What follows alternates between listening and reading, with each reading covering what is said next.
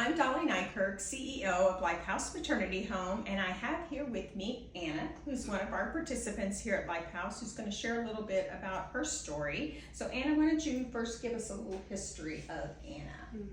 I grew up in Crestwood, Kentucky. I was the youngest of four at the time in my family. For my very first memory until I was 12 years old, I was being sexually abused in my family by my dad and my grandpa and my mom's boyfriend, and just physical abuse, a lot of stuff that to me at the time was normal that I didn't realize was not everybody's truth in their life.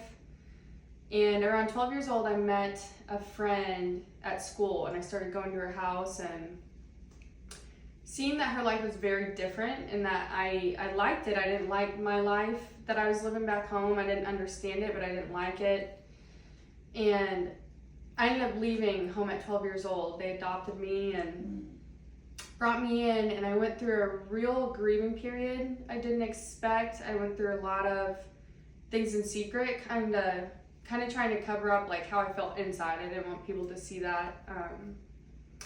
Just struggling with eating disorders and eventually down the road addiction. Once I found it really kind of made me a person that I didn't care to show people who I was, that I enjoyed that freedom and not having to care so much what people thought and not having to feel anything is what it really became.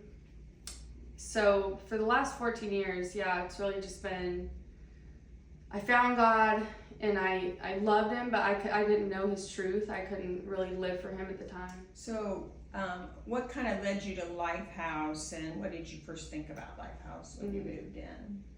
Yes, Lifehouse came to be for me. I got pregnant in addiction. I was not ready for a baby at all. My son's dad ended up leaving when my son was 12 days old, and I had nothing. I had no car, I had no money, like literally nothing. And someone that knew about Lifehouse told us about it, told us, you guys love Jesus, and I've always loved Jesus, even though it's been hard for me to understand his love for me.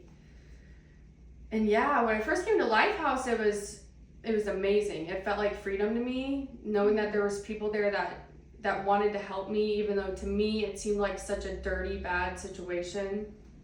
So it was exciting when I first came. So what was the most difficult thing to adjust to here at Lifehouse? People giving me advice about being a mom. I'm very headstrong in my beliefs and just things that I think are right. I just go for it. And so I had a hard time taking advice as a mom. People telling me you need to take care of yourself first before taking care of your son and things like that I'm like, you guys are crazy. Like, what do you mean? You were at Lifehouse for a while, and then you left. And what led to your decision to leave, and then what led you to reach out to come back to Lifehouse? My decision to leave, although I was sober off drugs and alcohol, I was not living a life for God. I wasn't truly sober in my mind. I was still chasing after everything else, not getting high and drunk, but just anything else to change the way I felt. And eventually I met a guy. I thought that's what I needed, was someone to rescue me and validate me, help me out of what soon became like, even though it was the greatest blessing at first, it became, oh my gosh, like I'm here like in a program with my son. I started really changing my perspective, and I moved out with Guy. But thank God that he did bring me back to Lifehouse. It got really bad. I chose to go that way, and eventually God let me go my way, and I saw the true depths of the decisions I was making. I ended up the worst addiction I've been in, the worst relapse I've had, and I lost my son for 3 months, and I went to jail. It hurts about losing my son, but I went to jail twice, and that was where I really saw that I couldn't do it. You know, I've tried every single way and it wouldn't work. And I was scared to call you guys. I was scared to say, I really messed up, you know, like what you guys told me was true. But I remembered you guys love me, and my mom, she said, call Lifehouse, you know, they love you and they know you.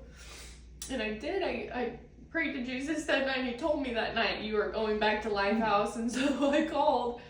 And you guys told me, like, you know, we gotta go through a process. And in my head, I'm like, well, you already said I'm coming, so okay, do your process.